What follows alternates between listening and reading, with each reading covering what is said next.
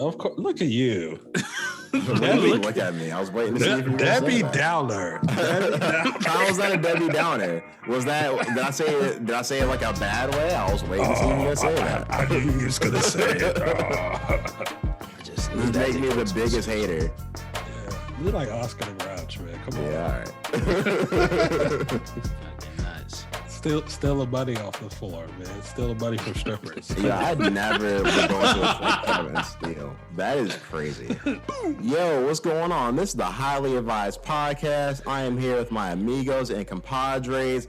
This is episode 58 of the Highly Advised Podcast, the best hip-hop and MMA podcast on the internet, or according to St. Kitch, a.k.a. Spence, my good friend in the universe. How are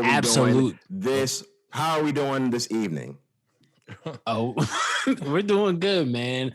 I can't complain none. Like you said, there's nowhere in the universe I'd rather be than here right now, just to give the people an update on what the world's looking like between MMA and hip hop, you know? So, I mean, I can't call it. Everything's good for me. Life's good, drinking my water as always, feeling blessed to be under the sun one more day. So how about yourself, Lau? Man, I'd rather be anywhere than trying to entertain these jabroni ass fans that's listening to us every goddamn week. But it's your boy. It's the motherfucking main event. That's right. Big Cozy, Too Cozy, here for another motherfucking episode to appease your boring lives. So here we go. What do we got today?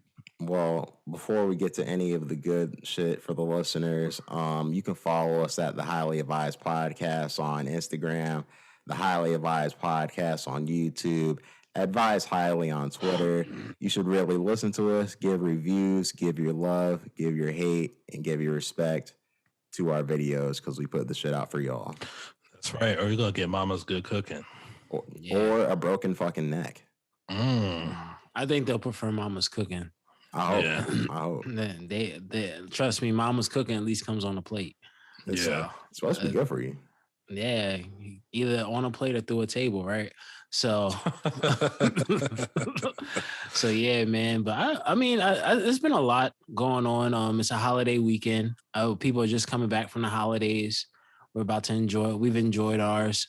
So, a couple things that did come around last week that we or during the week that we've been wanting to get to. One definitely being congratulations to Drake for being the artist of the decade and receiving the award from Billboard. I mean, at this point, how close is he to becoming the GOAT if he's not already? Like, for real. Oh, man. I think the nigga might be already there, man. The argument is there. I didn't realize the accolades this guy had until Billboard did what they did. I'm like, man, that's wow. Elton, Elvis, and Michael, he surpassed them? And you're telling me there's no argument still? Come on, man. We could talk about it. I'm not saying you guys specifically, but for any listener, you know, if you disagree, yeah, we could talk about it. You know, your ass gonna get the dial tone if you call, though. The debate is becoming more clear by the day. It's Drake and Jay-Z as far as like we're talking about the greatest of all time is. But I mean, like I think that's really all to be said. That this is making this more of a debate between them. He's definitely distancing himself from other rappers. He's put himself in his own stratosphere years ago, I think. And I think this is probably just the icing on the cake, the cherry that's on top that we've all been waiting for. This man went to celebrate this award and by running out of a whole football stadium with CBL or certified CLB just to have dinner with his friends to celebrate. Like at this point, he's been known this. I think a lot of people have known, like, there's no other artist from over the past 10 years that has literally started the decade off in 2010 and ended the decade off in 2019, 2020, and still being pretty much one of the highest selling artists, most accolades. It's hard to, I'm a whole fan. So let me just say that. So I'm always going to say Jay-Z is the GOAT. Like there could be a 1A and 1B and Jay's always 1A. But if we just talk, but that's like overall. That's like the overarching thing. But if we're just talking solely music success, it's Toronto. It's the 6, man. I'm just saying, man. This shit. It's like LeBron versus Michael Jordan in a sense. Like it's a debate. It is. It's a hard debate too, because it's like we've never. I don't even think. I think in terms of what hip hop is, we've never even seen someone get to this height, let alone get to this height while still being in the space of being loved by their core fans. More often than not, you have these artists. They get to this. They get a huge stratosphere of success, and like they typically lose their core fan. The ones that they're day ones. The people that started off with Drake in 2010 still are rocking with Drake in 2021. So I got a question for y'all. What would y'all say to somebody who's like, oh, well, he's not really a rapper. He's more of a pop artist like nowadays, da-da-da-da-da. And they try to use that to discredit him for his accolades as far as like him being an artist in the comparison to Jay-Z. I'm just going to say real quick. If somebody came up to me and said that, I'm like, yo, did you guys hear something? Because I didn't hear anything. Nobody's going to come to me and talk to me about some bullshit like that. That's crazy. So that motherfucker, you ain't gonna come talk to me like man, he's a pop artist. Okay, man. You have a nice day. Listen, I'm willing to say this. Drake is a hip hop artist, but he is a pop artist at the same time. I think to say he's not is undisputed to some extent, even just the terms of the success he's been able to have. Now, granted, pop to me, it might be defined differently. Pop is not necessarily what we heard in 2000, the early 2000s of the singy, lightly auto-tune, T-Swift type of music. In this terms, it's like, I say pop artist because there was a moment in time I met this girl that was from France, right? She was over here doing like a work study.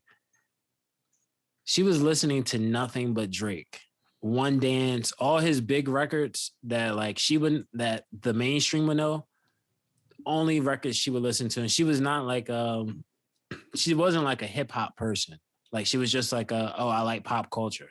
So from that standpoint, he's a pop artist, but at the same time, I take nothing away from what he's done in terms of hip hop. He's the biggest hip hop art. Hip hop is pop music at the end of the day. When it's all said and done, it's the biggest. Pop music is nothing but the biggest popular genre. Yeah, at this moment in time right now, hip hop music is heavily influenced by hip hop, is what I'll say. Absolutely. Hip hop is pop music at this point. Anytime you have artists like at one point when you have artists like Miley Cyrus coming to the Migos for a feature to kind of get her name up, it's pop music at the end of the day. Like they're not pop artists by the traditional sense, but it's pop music. Just from the way I see it. That's fair enough. Yeah. But at the end of the day, there's nothing to take away from Drake. He earned this the hard way. It wasn't not many artists. It's rare. You only get maybe one or two artists that can do this every decade. And he was the chosen one. At the end of the day, there's all the there's so many other things you could say, skepticals. I've seen people talk about all the nonsense that was surrounded by him throughout his career, but hey, haters gonna hate, but Drake is still gonna be number one. So he's the guy. Yeah. I got a question then, like, because we've never seen an artist last this long. Like Jay-Z had a huge run, but we've never seen someone have a run like Drake before. Jay-Z wasn't able to have a 10-year career with no down moment, only elevating, getting himself higher with every release of an album for 10 years straight. Jay-Z wasn't able to perform this. So how long do you think it takes until Drake starts to taper off? This motherfucker, I'm gonna be real. He got another strong 5 years, I think he has another strong 5. If he does another 10, greatest rapper of all time. If he does another 10. But I think he got another 5 in him. Certified Lover Boy, that's gonna cover about 2, maybe 3 years. Yeah. So, and then he got another project after that. You already know he's going to do something. So I think he got another strong 5 years, man, in him. I'll give you two. Oh, God. And I feel like when you have somebody of his magnitude, he's never going to fall off, man. He's up there like the Michael Jacksons of the world and shit like that, where like he's going to be forever loved. You know what I mean? He'll come out with music and motherfuckers going to go crazy for it. Will he ever be the face of rap music as what he is right now? Maybe not, right? Because there's always going to be a new artist that's going to take that spot, right? Right. You know, referencing back to wrestling. Look at Hulk Hogan, right? Hulk Hogan was the guy in the 80s. In the 90s, went to Stone Cold and The Rock. Then it went to Johnson and blah, blah, blah, blah. That's what I'm saying. Like, there's always going to be somebody there to be in that top spot. So I just don't know if Drake's run is going to end now. I just think, like, at least for another 5 years, then we could probably revisit the question. I think he has another 2 to 3 years in him, or I should say 3 to 5 years, like, for sure. Especially, you know, saying what you're saying. As far as another 10, I mean, like, it's possible only because we haven't seen an artist like Drake, you know? So it's like we could see. I personally don't think it'll happen. I think it's more likely that like maybe towards the middle of this decade, we kind of just things just evolve. You know what I mean? So like I'm not sure if he'll just carry on for that long. Not to say that he hasn't been doing it for a long time. Just 20 years being the number one dude is just a long time. It just is. But you know what I mean? We would have to see that. Yeah, I mean, you guys both have good points. I think there's somewhere in that benchmark of for me, I'm more in that benchmark of like the 3-year mark, because him making it to 10 years is like unbelievable. But at the same time, if he was to make it 10 years, I definitely would agree with Lau where it would be undeniable that he is the greatest, not even of rap music. He would just be the greatest artist of all time. Because it's at that moment, that's like moving at like a Michael Jackson level, like of just like the king. He would just be considered like he would be in the echelon of the Michael Jacksons, the Princes, that artist that granted Drake has had that fandom before, but it would just be like, yo, he would have to be so isolated where he can't even walk outside at that point. Yeah. So, but I can see 3 years. I think Certified Lover Boy is going to be the album that either makes or breaks or it gives a hint to where he'll be in the next couple of years. Yeah. Because it depends on the success of it. It depends on the success of the album. It depends on the reception of the album. So, because at the end of the day, someone like Drake, every time he puts out music, it's always there's a lot of pressure. I'll just leave it at that. There's a lot of pressure behind every release because he's so big. But I see it like this. He's lived long enough to still be the hero. So until that day comes, it's OVO XO, man. As far as other releases that are coming on the way, as far as CLB, we had another release this past Friday with DMX with Exodus. RIP. Rest in peace. RIP to DMX. I didn't get a chance to listen to it personally, but I only heard maybe a song or two. And I'm going to listen to the rest of the album, because I want to hear what they put out from DMX for sure. I'll listen to the album. Rest in peace to Dark Man X. You know what I mean? Motherfucking New York legend. Shouts out to him. And shouts out to everybody that hopped on the album with him. I need to re-listen to the album before I give a real critique, but, at least his children and his family, they're going to reap the benefits of the release of this album. So once again, rest in peace to the man. And shouts out to all his fans, his supporters, and family. Yeah, I mean, I feel like you took the words out of my mouth.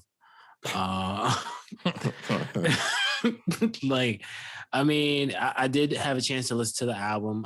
I listened to most of it. It was good to hear so many features on the album.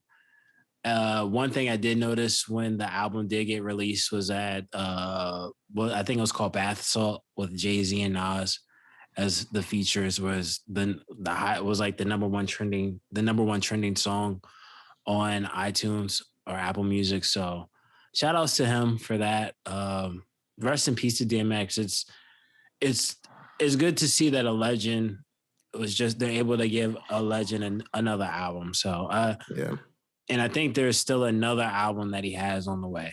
So, You know, I'm comparing him to the Ultimate Warrior. Now, hear me out why I say that, right? Yeah, you got to hear me out, right? All So, right. the Ultimate Warrior, I want to say back in 2014. I could be off by a year. Correct me, listeners. He just got into the Hall of Fame. But prior to him getting to the Hall of Fame, there was a lot of controversy, you know, steroid junkie, and he used to do things to his ex-wife, you know, just controversial things. So he got in the Hall of Fame. It was kind of like, hey, we're giving him his flowers. He appeared at the Monday Night Raw the next night, and the dude like died. Like the very next day. It was crazy. Very next day. Are you serious? Yeah, it was crazy. It was very fast. Yeah. So as much as a shock it was into the wrestling world, it was crazy. But at the same time, it was like this man got his flowers before he went.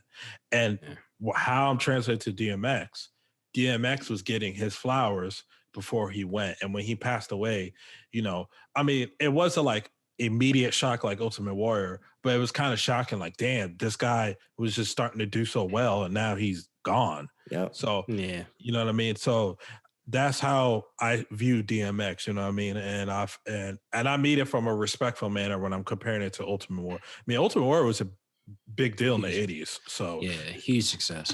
Yeah. So, you know what I mean? That's how I just think that this album and all that stuff is just a way to continue to pay homage towards him.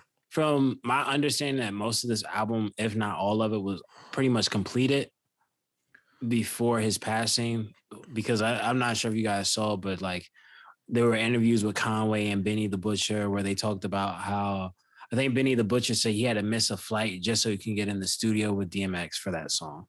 And how Westside, I think Westside was in the same studio when they recorded it, but I think Conway actually had to send his verse in.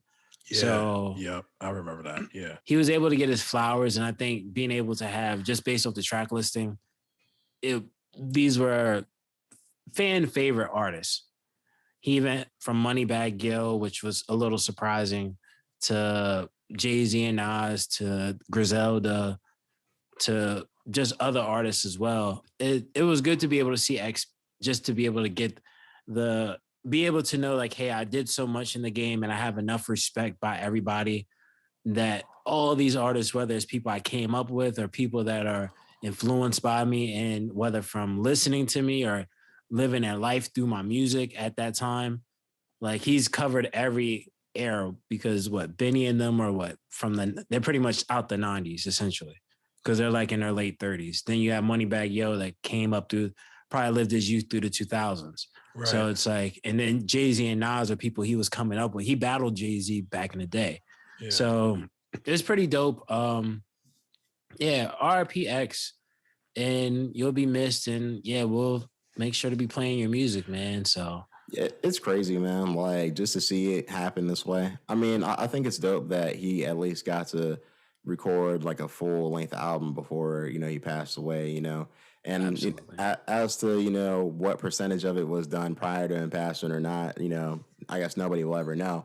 But, you know, at the same point in time, at least we do get to, you know, enjoy that one last piece of work that he had. There's a feature with him and Pop Smoke that I don't believe made the album. So, but I mean, at the end of the day, I'm just glad that DMX was able to be able to record this body of work, put it out with some of our fan favorite artists, and never feel like he never was a person that ever seemed like he ever felt like he was taken advantage of. You know, unlike things you see in the media with other people, whether it's artists or athletes, similar to the case with Diego Sanchez and Josh Fabia and out of the UFC.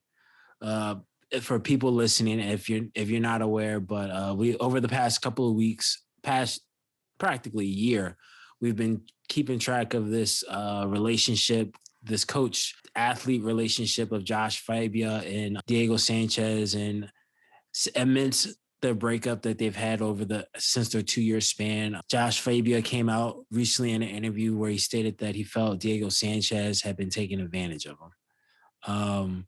I know a lot. I think all three of us listened to this interview. What did you guys think of it? He's a piece of shit. Yeah, I listened to the interview.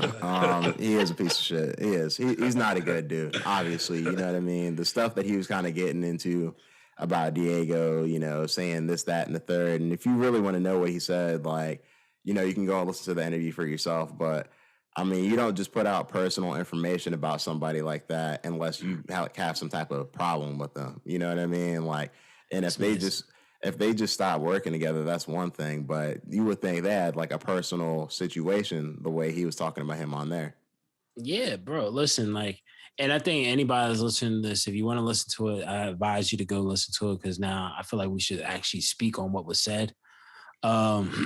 Without just glossing over it for people to go listen to. Yeah, I mean, you can't say certain things like, oh, this guy was taking, he like at the very end of the interview, he starts saying like, yeah, he was taking PEDs in high school. It's like, bro, what does that have to do with anything? I mean, surprise, surprise. The cat is finally out the bag, but it's the cat that everybody fucking knew, except for Josh Fabia himself, right? This guy, he comes out and he fucking says, oh, well, Diego threw the fight against Michael Chiesa. The commission came. Like, what, man? Like, this right there, it just goes to show that the guy was nothing but a scam artist, and he flipped the blame on Diego when he was the one fucking up Diego's career. And it's crazy. It's so crazy how he's the one that advocated for Diego, go get your medical records so this way we could, you know, do a fucking scam job to sue the UFC. He gets fired. Of course, Diego's money starts slowing up. And now all of a sudden, oh, it's all Diego's fault. He's crazy. He's driving around in a Mercedes. And, you know, I got plenty of videos of me and him. And I'm going to release him.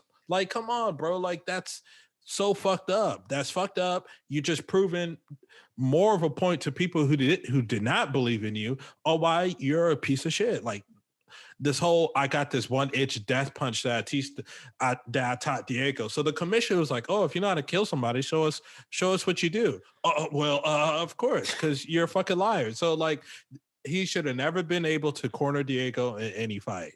Like he took advantage of Diego Sanchez at a vulnerable time in his life, and he got to his 15 minutes of fame is up. I hope nobody entertains this fucking guy ever again. Stop giving the guy interviews because he's going to chew it up. He's going to try to make it some grand scheme and, oh, it's Diego's fault. Diego told me this. Like, no, man, just go away. Go away, man.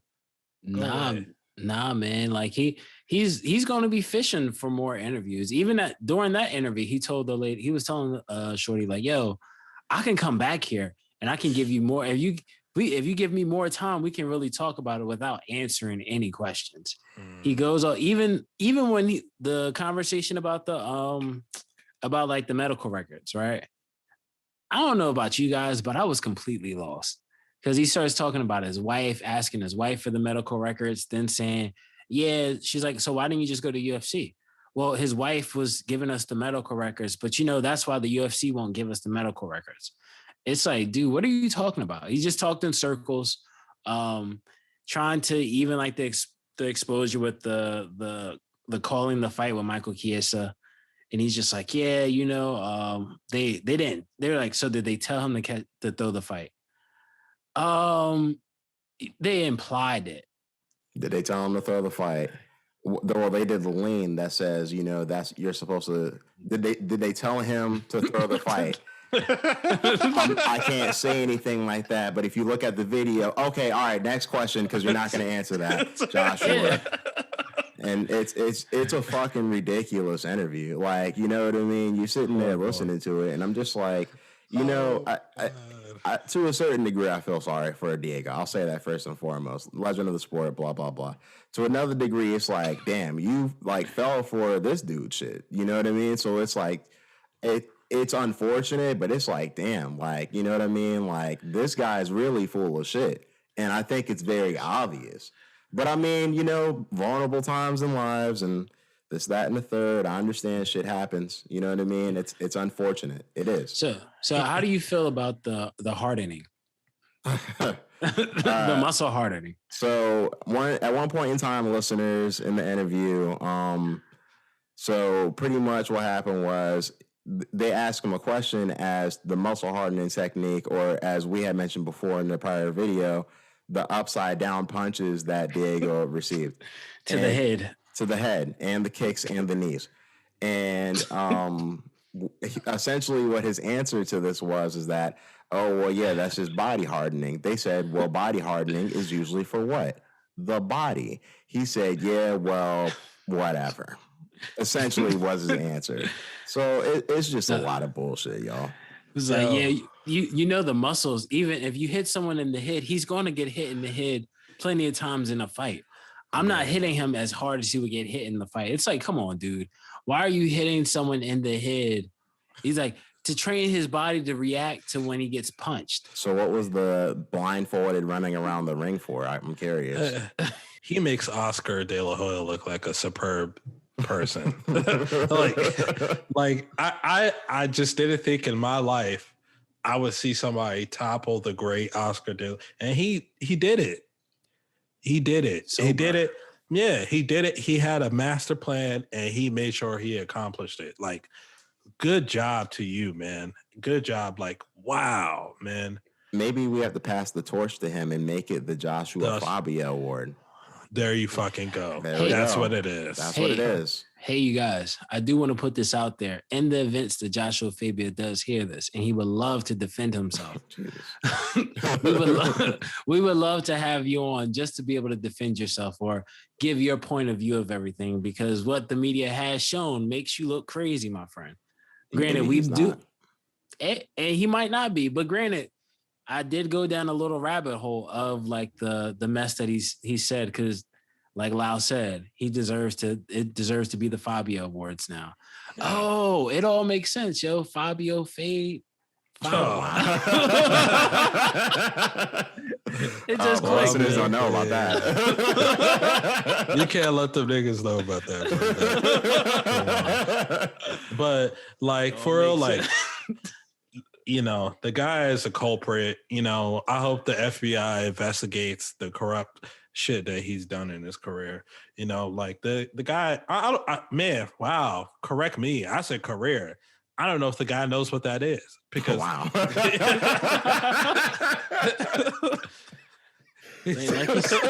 I mean, he came out and said everybody just hates on him because he's been able to come in just a matter of a year and two and do what people dedicate their whole lives to, right? And be successful. You're right. No, you're right. You've made it to illegally scam.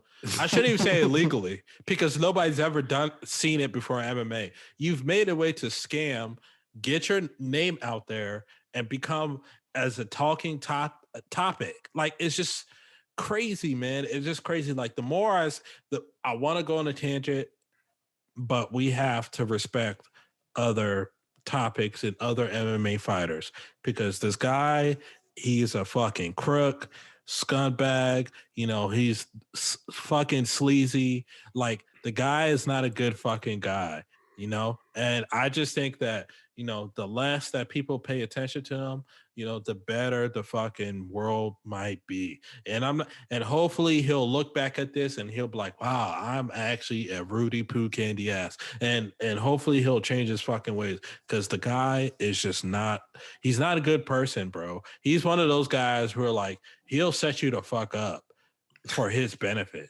He'll do that shit. You guys go out to the restaurant, he'll order the shit and he'll skip town. And then you like, he's that type of guy. Oh shit. Yo, bro, I forgot my wallet, man. I can cash app you. My phone just died, so I'll cash app you when I get back home. Yeah, all right. Never hear from him again. It's like, yo, you talked to Josh? Nah, I've been trying to call him for the past week. Man, last time I checked, Josh was like on a party bus somewhere enjoying life, man. It's like, I mean, I will say this though. Despite the body hardening and all of the craziness and styles and techniques he's used, I think it's safe for all of us to say as a community from the community of MMA and combat sports that this is probably one of the better chapters in this story. I can definitely say that. Yes. For the sake of Diego just being away from the nonsense, man. Like it's enough. Like it's enough for that. And Dana White even came out and said, look, like Joshua Fabia, like Diego Sanchez, when you need, to call me, you can go ahead and do that and we can get some shit figured out. So at least like he'll do him the respect of that. And I believe Dana White when it comes to that, because he's a guy from the first season of Tough. And it seems like he really does try to take care of those dudes. Oh, absolutely. Yeah. It might be best to put him on the Blessed Express at this point, man, to be honest with you. Because like at this point, there's hopefully Diego can get his things together and, hop on the Blessed Express of Max Holloway, because I think Max Holloway has a new fight coming up with Yair Rodriguez, which I think after the performance we saw Max have last time, I think we're in for another good bout. Quick predictions from you guys if you want to. I believe the fight's on January 17th as well. July 17th. I'm in a whole nother. See, when you're the best podcast in the universe, you're not even thinking, and you don't even think in the same calendar year. We're thinking 6 months ahead. So I thought it was Josh Fabia getting to you, and the body hardening, man. The body hardening. Too many shots to the head, yo. Yeah. So, all right. So, listeners, realistically, Max Holloway is going to win this fight. He's going to win. It's going to be a fun fight. I don't know how long Yair is going to last before he croaks over to the volume of punches that Max is going to give him. But with that being said, I am a fan of El Pantera. I like him. I love the spinning flashy shit that he does. You know what I mean? He's not as good as Max, so don't sit there and try to spin a narrative. But I do like him. He's kind of like the perfect villain right now. Nigel hates the guy. But so I know who Nigel's pulling for. So listeners, like, you hate Yair? So let's be real about something, right? So last week we had to talk about the respect we have for these people as athletes. And we don't know these people as people, so we can't mention about them personally. Me personally, I am not a fan of Yair Rodriguez. He seems to talk a lot of shit, and he did knock out BJ Penn, and shouts out to him for that, because I don't like BJ Penn either. But I do not like Yair Rodriguez. Yes, I want him to lose. And not only that, I think he will lose because I think Max is just the more talented fighter. But I mean, that being said, I'll leave it at that right now. We can talk about this more in the future. Yeah. I think closer we get to the fight is when we'll be able to give a deeper analysis of our predictions. For now, similar to the general consensus, the measuring stick also has to go with Max Holloway. So, Yair, love to see him fight. I think it'd be a good fight, but too blessed, man. You're too blessed. That's all I can say. Max Holloway's got this one in the bag. He's the one giving out the blessings for real. You saw the way he put it on. Yeah, man. His performance is at a high level, man. It's like he I think it was in his last fight. He stopped looking at his opponent just to talk to Dana and tell him like, "Yo, I'm the best in this. I'm the best." And just started dipping punches. And shouts out to Calvin Cater, man. Anyway, damn, y'all sound like some haters. No, I'm just saying. Shout out the guy he fought. Like, my God. It's like, oh, okay. You can't Josh. There's somebody new to coach. Yeah, wow. It's like, nah. Stay away from him. Jesus Christ. I would have let my dog near that motherfucker, man. Fuck it. Not the coziest of pets, man. Yeah. No, not my little baby. No. Nah, I feel you on that though. Like I think it's best for everybody to stay clear of Josh Fabia. But yeah, like we said, we'll give you guys a little bit more when it comes to Max Holloway. I know there's some in other sports there are some people that are a little disgruntled by the actions of other you could say so-called athletes.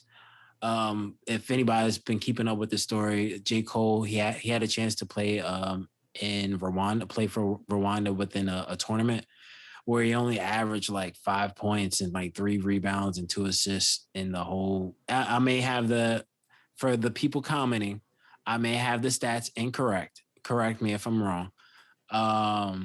Because you guys like to hate a little bit. But yeah. Fuck him. Oh, whoa. Hardcore heel right here. Fuck him. Hey. But you don't like Yair. Okay, got it. Yeah. I talk a little shit too. I'm not saying he's the only one. Hey, people are free to not to like me if they don't want to. Hey, the guy with the still shade, he doesn't look so smart. That's me, yes. Embrace it. That guy. Hate him. Yeah. Embrace it. I'm guessing J. Cole is probably going to be embracing the same type of hate. I know there's one of the players from the top scorer, I think, said J. Cole's presence was disrespectful to the sport or something like that. So this guy put up 40 points and apparently had some type of interview, right? And if I was this guy's teammate, you know what I say? I'd be like, hey, man, shut up. Like, J. Cole, if it wasn't for J. Cole, you wouldn't be having this interview talking about motherfucking J. Cole. So what you need to do is just shut up, because he's bringing us so much publicity that he can't replace this. And yes, it is unfortunate that somebody lost their spot, but look at what J. Cole did for us. Thank God for that. I love it. I love it. A heel for real. I love heel Nigel. I love it. I love it. Finally. I was getting tired of this politically correct. Show the real Nigel. Thank God. Am I wrong? Am I wrong, though? You're not wrong, man. All right, that's all I need to know. But to be respectful, right? I understand both sides of the coin, right? Shouts out to J. Cole. He got to live his dream and all that. And he does bring a lot of attention and awareness to a league that, and mainstream sports, let alone just basketball media, they're not going to pay attention to. They're going to pay attention to the players in Spain and Europe, right? They're going to pay attention to all the European countries and all that stuff, but they're not going to pay attention to the African League. And it's unfortunate, but that's what it is right now. J. Cole, he was kind of like that. He was like the conduit to start having that, attraction of like, oh, let's pay attention to the league. You never know. Like the guy who's scoring 40 points, maybe people start paying attention to him because people tuning in to see J. Cole do something. So like so that's like, I understand the J. Cole spot. Now, what he's saying is like, I understand what he's saying, but I think it kind of came off as like in a hating way. It was kind of like that's what the consensus is too. Or if you go through like social media, like the dude's low key hating or whatever. But like, I'm like, yeah, somebody's working hard, boom, boom, boom, boom. And the person that worked hard, he didn't get the spot because he gave J. Cole. And I'm kind of like, yes, that does suck. But at the same time, that is the name of the game. It is what it is, unfortunately, right? Look at Tim Tebow. Tim Tebow got signed as a tight end, and he's never played tight end ever at the professional football level. This guy was a quarterback. And whether you guys thought he was mediocre or not good, you know how I said really good because he's not. That's on you. That's your opinion. He took away somebody's who's been trading a tight end. He took that opportunity away from them. But I'm just saying, like, nobody's really highlighting, going crazy about that. They're talking about J. Cole. I'm like, look, I don't hate J. Cole for this. Shouts out to J. Cole. And J. Cole, he bowed out respectfully, unfortunately, because he was probably getting some backlash from the guy and the guy's supporters about it. I think that stuff like that is very important for lesser known leagues. You need to have a big name come in to bring notoriety, or nobody's going to tune in and watch your shit. Nobody's going to fuck with it. People might not even feel like it's legitimate. You know what I mean? Look at the Triller, the corrupt Triller Fight Club boxing fights. Nobody gave a fuck about it. It's until they got, hey, we're going to get the Paul brothers. We'll get a couple notable boxers in there, so we can have so we could pretend to be legitimate. Because let's face it, they're not. You know what I mean? They're not legitimate. So you have to do that. It's like business 101. At the end of the day, professional sports is a business. And to bring dollars and eyeballs to the thing, you need to bring somebody with some notoriety. So I agree with Nigel, but I also understand like how the guy where he's coming from. But he's not understanding. He even said it in a fucking interview. Oh, I don't care about money. Da, da, da, da. I'm like, well, if you don't care about money, you need to quit the fucking league and go play your pickup game at your local basketball court. You know, he might not care about money, but you know who do? His bosses. His bosses care about money a lot. So, you know, like if that's the case, then I understand why J. Cole is there. And like once again, like I said, this guy must be a talented dude. Obviously, he's a professional basketball player. And I'm not taking anything away from him for that. But it's like, understand what J. Cole did for you this year. That's it. Right. Nobody, you're right. Because nobody would have heard of this guy at all if J. Cole wasn't there.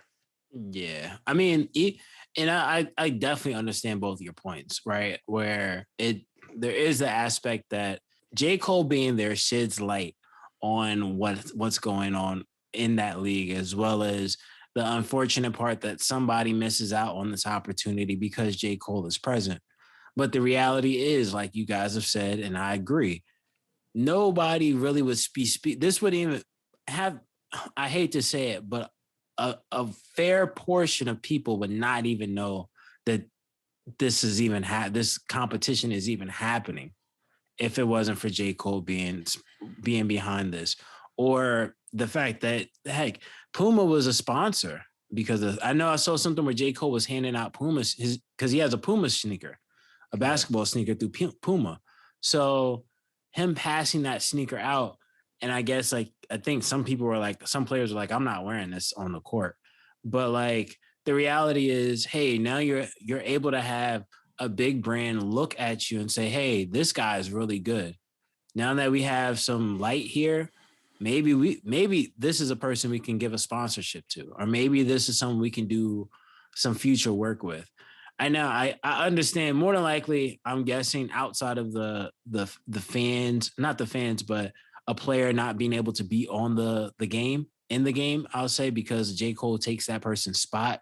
I think that this player has to also realize, and I guess take two steps beside his ego of knowing just because you scored 40 points, and yes, it's a highlight. That's an achievable goal in any sport. Any basketball game you're playing, whether it's a backyard game with equivalent competition, or if you're playing in the NBA or overseas. Dropping 40 points is not an easy task when you're playing a full court game at the end of the day. Right. And I'm quite sure that there's probably some upsetness of knowing, hey, I'm dropping 40 points, having a game, balling out right now, balling out on these guys. And the thing you want to ask me is about J. Cole. Well, like you said, Lau, it comes with the business at the end of the day. Half the people that would be there, that maybe only a handful of reporters. Now you're having more reporters than normal, or even if it's the same amount of reporters, it's probably reporters on a higher syndication. So maybe it's over for them now. Right now, it's over for them. Like, you notice how nobody's talking about the league no more. Maybe he just wasn't ready for the situation, because like I think, you know, if he had more time to think about it, it'd be like, hey, like, you know, it's great that he's here shedding some light on this. Hopefully next year it'll build for more spots for somebody else or something like that. You know what I mean? No, I'm not accepting that. We're not teenagers. You know, we're grown men. You know, they should be aware, hey, you're playing professional basketball at a continental level. And so you should know to be professional when you're being interviewed. And instead of talking about, you know, the positives of this basketball league and what he's done with his team, he's focusing it on how he feels about how his personal feelings of J. Cole. So J. Cole, being the stand-up guy that he is, he's like, okay, well, I'm just going to leave. I'm going to leave the league. You know, I'm going to fulfill my duties and I'm going to leave the league. And now the league is not being covered. Nobody, I haven't seen, Sports Center has never talked about African sports outside of like, soccer and FIFA and shit. They've never talked about African sports. J. Cole's on there. They're now highlighting the African games. Yes, mainly him, but they're highlighting the league. And now that he's gone, and he's been gone for a couple of days now, not a single post that went back to baseball, NBA playoffs. You know what I mean? So like, I just hope it was worth it, man. I hope it was worth it. Like, to me, it's a prideful thing. That's all that was. That was a pride thing. Like, that's crazy, man. That's crazy. Like, I agree with everybody that was supporting J. Cole, like Rick Ross and everybody else. Like, just like, come on, dude. Like, I understand where you're coming from, but like, that's a private conversation. Not publicly say it. Like, come on. Yeah, I mean, it's more of a private conversation, is right. I think sometimes people can get blinded by the light and believing that they should be the one that have the glow, because more often than not, they're like, yo, it should be me. It should be me. This guy would be considered a bust in my league. Right. But it's like, yo, at the end of the day, like you said, essentially, to some extent, like, and I hate using this terminology, but it's essentially, you know what? I'm gonna just take my ball and go home. And that's what J. Cole did. And now I haven't heard anything about the league since J. Cole's left. The biggest conversation has been about J. Cole leaving to go back to pretty much having the number one album with his 6th straight number one album. Like this guy, it wasn't, granted, like, it's not like this guy could be doing other things. Like, he has a successful rap music career at the end of the day. And instead of choosing his music career, which he dropped an album at the same time, some could say it was a rollout, cool. But at the same time, he dropped an album that did wildly successful, peaking, doing what no other artist has ever done in terms of music history with 6 straight number one albums. And he's choosing to play basketball. Now the light is shining on him. Like, people want his fan base has the light on him, as well as the sports media. So him leaving doesn't hurt anybody but himself. It doesn't hurt J. Cole at the end of the day. He got a chance to live his dream and enjoy it and be able to have it sponsored by Puma as well. So that basketball player, best wishes to him and his team in the league. And good thing J. Cole didn't give him any mama's cooking, for real, because I'm serious. I mean, we saw how Kwame Brown's been giving it up. No, it's deadly. Yeah, like, deadly to those who, it's not good for. Yeah, like, it's not like, in terms of deadly, of just meaning like it's not good for that person's career, just to clarify. But yeah, it's like, it's nothing good. Like, I mean, we've seen what Kwame Brown's been doing in the past couple of weeks. And I don't think someone like that, I don't think that basketball player will want that same type of heat from someone like J. Cole if he came out and just said, you know what, I'm going to just voice my opinion about you, whether it be right, wrong, or indifferent. You get what I'm saying? So it's like, and it's just one of those things. But like, even like back to the Kwame Brown thing, like, we've seen Kwame Brown come out with so many things, responding after being silent for so many years. And now you're starting to see all these people that have had words to say about him turn around and apologize, from Charlamagne the God to Steven Jackson. And the newest on the list, he chose not to apologize, was Stephen A. Smith. He chose to have a response on his nighttime show where he pretty much doubled down on his take that Kwame Brown is a bust, and he showed a highlight reel of bloopers, which every athlete has in their arsenal. I don't care if it's Michael Jordan to LeBron James to Eric Snow. Yeah, man, when Stephen A. did that, I was like, you fumbled it. You fumbled it. One, the shit is cringe. The shit is not fucking funny. Two, you could find a fucking blooper reel of LeBron James, and you could make 8 minutes of him fucking flopping, and it'll be the funniest thing in the world, depending on who you are. So like, the shit was fucking corny, and then he lied on fucking national television saying that nobody brought it personal to him. He said Charlemagne never made it personal, which was a crock of shit because Charlemagne made himself Dunk of the Day for making it personal. Then you had Steven Jackson who was saying like, oh, I'm gonna get them people put on you, and insinuating who's gonna get people to. Yeah, threatening him. Matt Barnes talk about, oh, we could box it out. Like, if it wasn't personal, none of them would say none of that shit. You know what I mean? Kwame revealed that people were threatening him through text message. So it's just kind of like, if it was a personal Stephen A., and I know why he probably did what he did, because the machine was, it's just yeah. I don't understand why. So when people criticize Stephen A. of being an Uncle Tom, he did it once again. He gave those people more ammunition and fuel of being an Uncle Tom.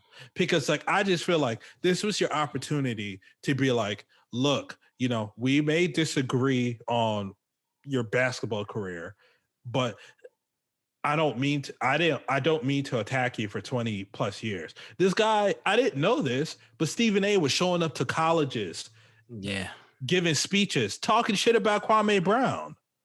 Just out the fucking blue. Like, and this is before Kwame blew up. This is years ago. So it's just like, stop.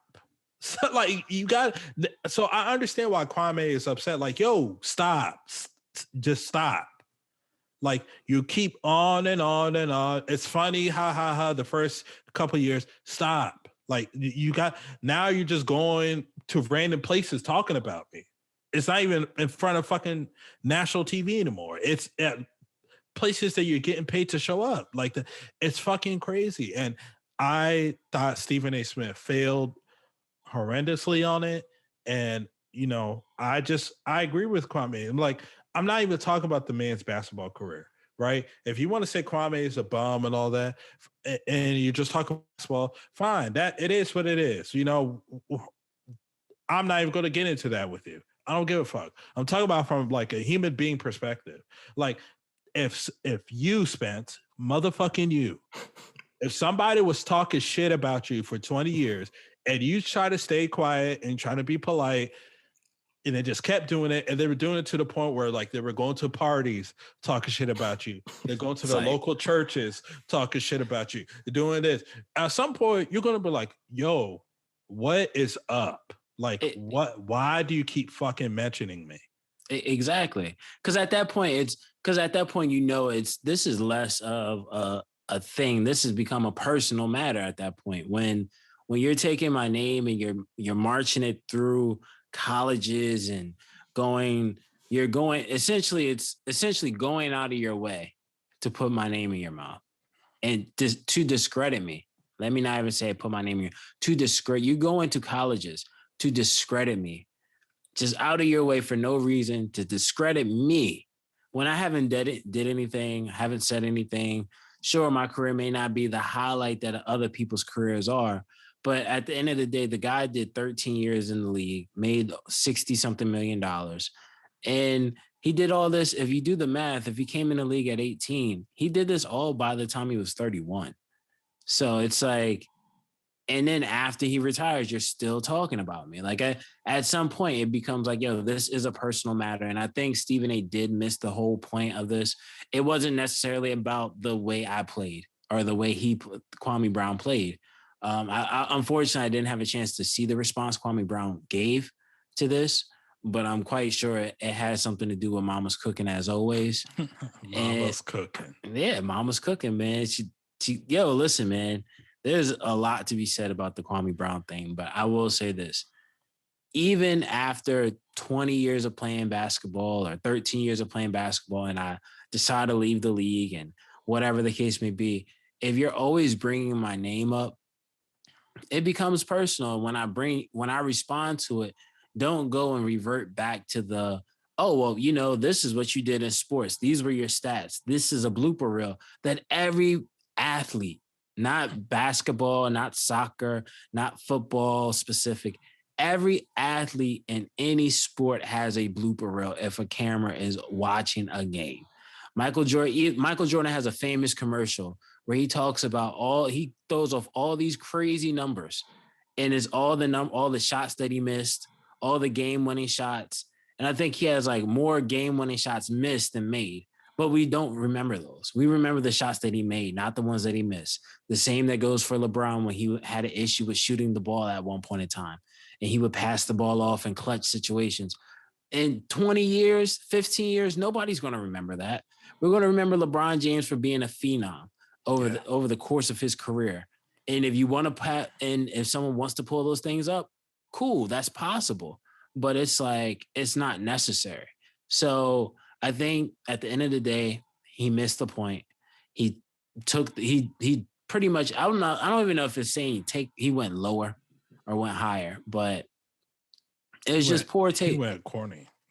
Yeah. What I have to say about it is I've been watching this Kwame Brown situation play out on YouTube and whatnot. And Kwame Brown's actually a pretty entertaining guy, but also seems to be a pretty positive guy. And pretty much what we all been saying is like, what Stephen A. Smith should have said is, hey, look, like what I said, I meant what I said, and there's proof to prove what I said to be right.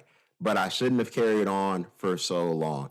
And it's like, I should apologize for that and acknowledge that you did have a decent career, because not everybody's going to be in the league for 10 years. So it's like, hey, like, was your career the best? Absolutely not.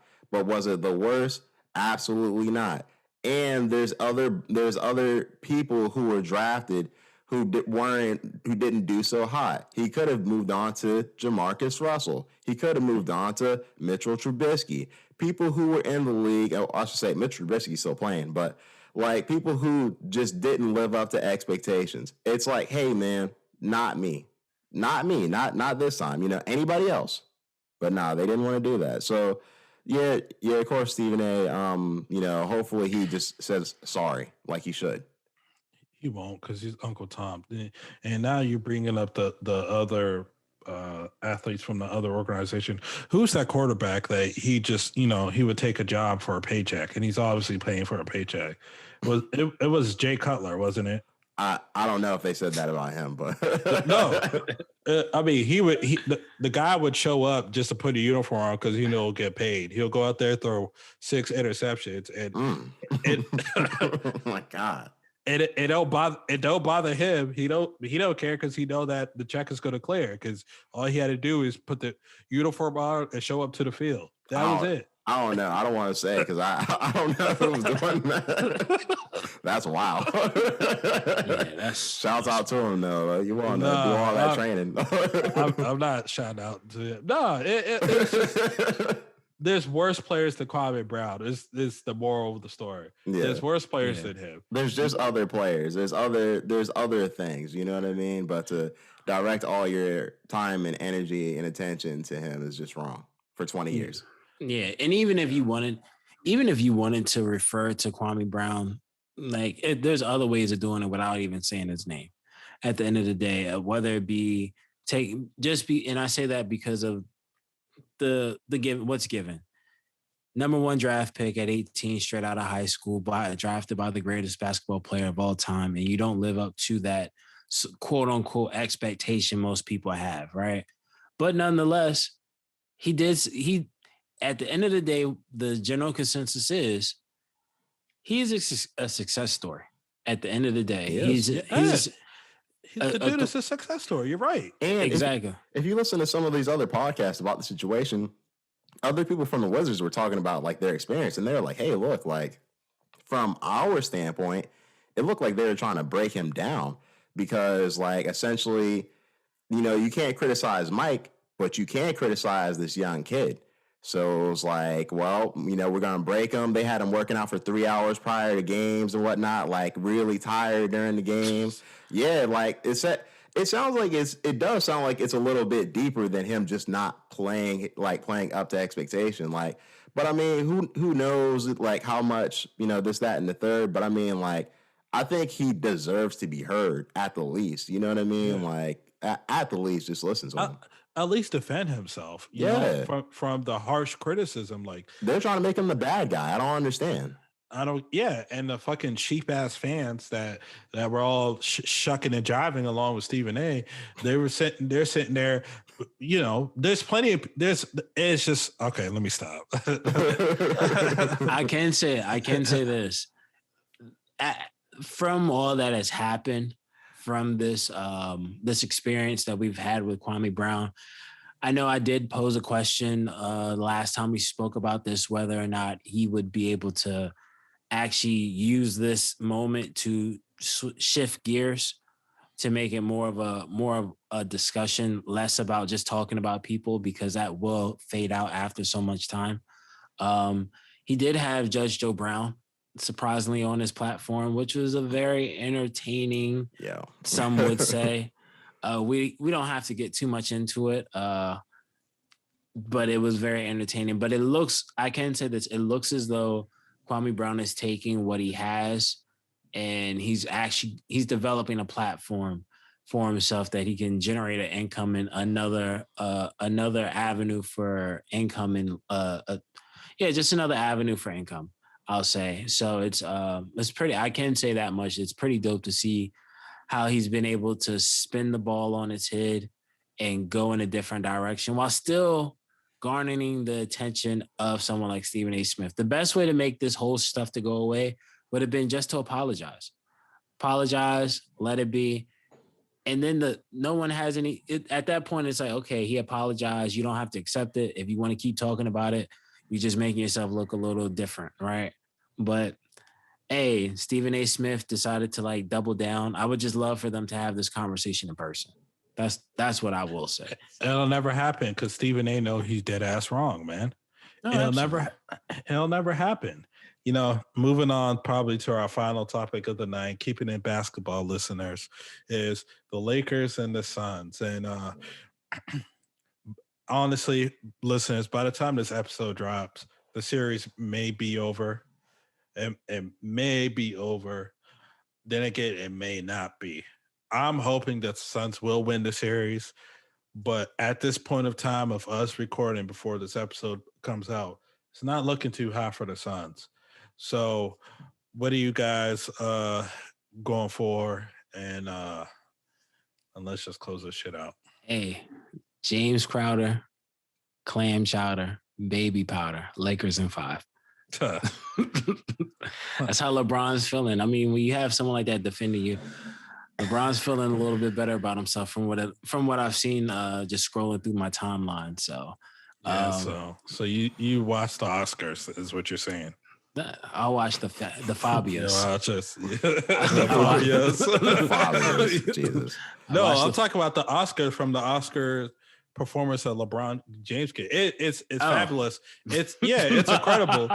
He's the only male professional athlete that's won an Oscar more than once. You know, hey, listen, the year that Leonardo. I mean, see, there we go. That won't win the Oscar. I guarantee you that. but his performance in the Lakers and Suns game, he got a couple of Oscar-worthy performances. You know what I mean? The guy knows how to act. Yeah. I'll tell you that, but yeah. Did you see I was scrolling through my timeline and I ended up seeing a clip where I guess it was like a scuffle going on, right? Yeah. And LeBron just walks out of the scuffle and he looks like he's confused on what arm actually hurts. And then it's like, oh, let me just grab this arm and kneel down and just looked around. Yeah. I saw that live. That was the first